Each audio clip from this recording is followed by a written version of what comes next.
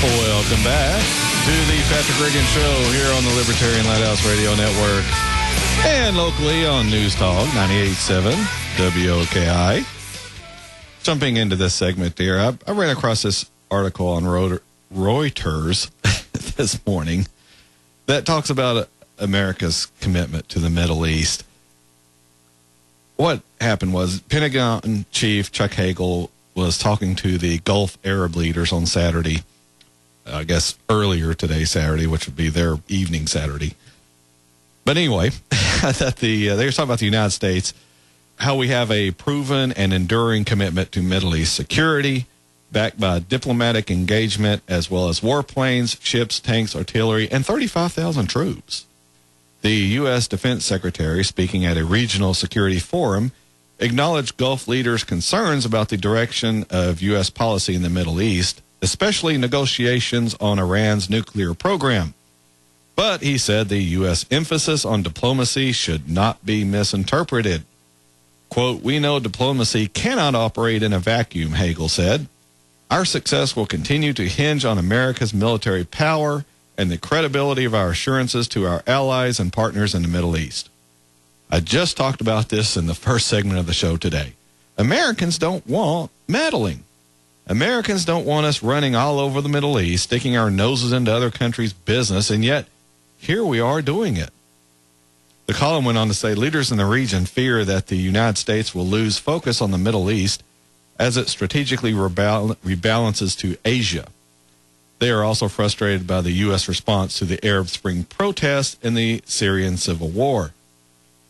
In particular, the United States distanced itself from Saudi Arabia's decision to send forces to help Bahrain's Sunni Muslim ruler put down protests by the island's majority Shiites in 2011. Washington also irritated Gulf powers with its cautious approach in backing rebels fighting to oust Syrian President Bashar al-Assad, which we've talked about on this show, informed by concern over divisions among the disparate groups and a reluctance to bring Islamic militants to power. Do you know why these Gulf countries want the U.S. doing their dirty work? Because, well, one, most of the leaders of these countries we installed or helped them seize power. And also, the populations of their own countries don't much care for the United States already. Us going in and keeping countries in line doesn't endanger their power or leadership positions locally. So if something goes wrong, they can always point to the United States and say, hey, we didn't do that. It's that United States again. Americans are getting tired of all this. For proof, go read that Pew Research survey I went over in the first segment today. Again, you can listen to it on our YouTube archives tonight after we get the show posted. Hagel said that the United States will continue to provide aid to Syrian refugees in the neighboring countries of Jordan and Turkey. The rise of violent extremism in Syria had to be addressed. He also said, quote, "We will continue to work with partners throughout the region to help bring about a political settlement to end this conflict," Hagel said, calling for efforts to ensure that aid for the opposition does not fall into the wrong hands.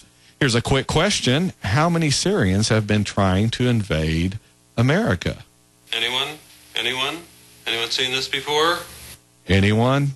It's zero. Zero Syrians have been trying to invade our country, yet we think it's necessary to go stick our nose into that country and all the other countries in the Middle East. Former Iranian nuclear negotiator Hassan Mossavian asked Hagel from the floor why he didn't mention Israel, who supposedly has 400 nuclear weapons. Everyone knows they have them, they just deny it. Hagel did not mention Israel in his reply, noting that Iran was in violation of many UN resolutions. Oh, no, of course Hagel's not going to mention Israel because they're on our team. And if you're on our team, you don't have to play by the same rules that we demand everyone else play by. After all, we don't even play by the same rules we demand everyone else play by. Just look all over this region. If you're a friend of the United States, meaning you let us do whatever we want in and around your country, you can oppress your people just about as much as you want. Just ask any woman in Saudi Arabia how it's like to grow up in that society. But no, the United States will overlook all that as long as the leaders of the country play ball on our team. As long as you're with us, with the, quote, good guys, then everything will be okay, and we'll help you out all we can. All right, we're already rolling up onto the last of the show this week. If you want more information about us, you can go to our Facebook page, facebook.com/Patrick Reagan Show. Also, as I mentioned, our archives are on youtube.com/Patrick Reagan Show. And if you want to email us, hey, it's really easy too. Can you guess? It's patrickreaganshow@gmail.com. And you can also send us a card or letter to the station here at WOKI. I tell you every week, remember, liberty begins with you in your mind. Join me next Saturday at 4 when we'll continue the fight for freedom, liberty, and the restoration of the Constitution. Have a great week this week. Expanding the view of the captain and crew like a man just released from indenture. Join us again next week for a solid dose of truth on the Patrick Reagan Show